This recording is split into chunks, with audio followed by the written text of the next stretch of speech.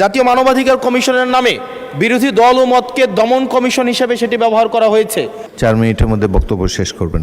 মাননীয় স্পিকার, এই যে আইনটি আজকে যেটি পাশ করানোর কথা বলা হচ্ছে, এটির মধ্য দিয়ে 2009 সালের জাতীয় মানবাধিকার কমিশনের যেই আইনটি সেটিকে রিস্টোর করা হবে।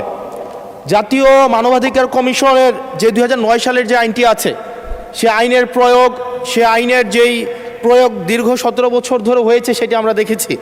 জাতীয় মানবাধিকার কমিশনের নামে বিরোধী দল ও মতকে দমন কমিশন হিসেবে সেটি ব্যবহার করা হয়েছে। বিএনপিকে দমন করার বৈধতা জাতীয় মানবাধিকার কমিশন উৎপাদন করেছে। আমরা জাতীয় মানবাধিকার কমিশনের চেয়ারম্যানকে বলতে শুনেছি, জামাতের নেতাকর্মীদেরকে গুলি করা বৈধ মানবাধিকার টিকিয়ে রাখার স্বার্থে। আমরা জাতীয় মানবাধিকার কমিশন 2009-এ যদি চলে যাই, আমরা মাননীয় স্পিকার 2009-এ যদি চলে যায়, আজকে যদি 2025-এর অধ্যাদেশটিকে ল্যাপস করে দেওয়া হয়, এটি এই সংসদের জন্য আমাদের যে আমরা ফরওয়ার্ডিং একটা মুভে ছিলাম, আজকে এই 2025-এর অধ্যাদেশটি ল্যাপস করার মধ্য দিয়ে জাতি আবার ব্যাকওয়ার্ডের দিকে যাবে এবং জাতি পিছিয়ে পড়ার একটা টেক্সট বুক এক্সাম্পল হিসেবে এই সংসদে এটি থাকবে। জীবনের সব আয়োজন এখানে একসাথে। 2009 সালের জাতীয় মানবাধিকার কমিশন আদতে কোনো আইন না, এটা হচ্ছে সরকারি আরেকটা দপ্তর বানানো হয়েছে জাতীয় মানবাধিকার কমিশনকে।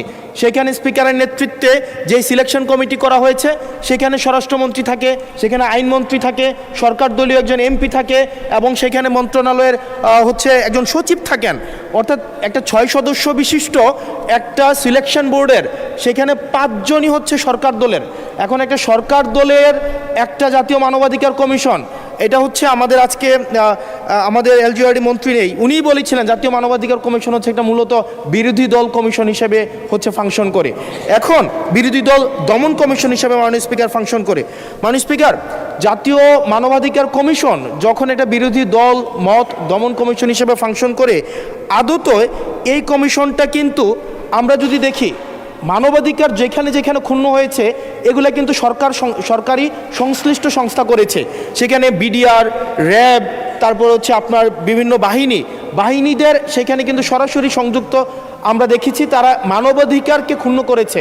কিন্তু 2009 সালের জাতীয় মানবাধিকার কমিশন আমরা দেখেছি, যদি বাহিনীর বিরুদ্ধে আপনি কোনো তদন্ত পরিচালনা করতে চান, তাহলে সেই বাহিনীর সেই বাহিনীর পূর্বানুমতি আপনার লাগবে, সরকারের পূর্বানুমতি লাগবে। মাননীয় স্পিকার, সরকারের পূর্বানুমতি নিয়ে সরকার যে মানবাধিকার ক্ষুণ্ণ করবে, সেই মানবাধিকারের তদন্ত কতটা স্বচ্ছ হবে সেটা এই সংসদের প্রত্যেকটা সদস্যই সেই বিষয়টি জানে।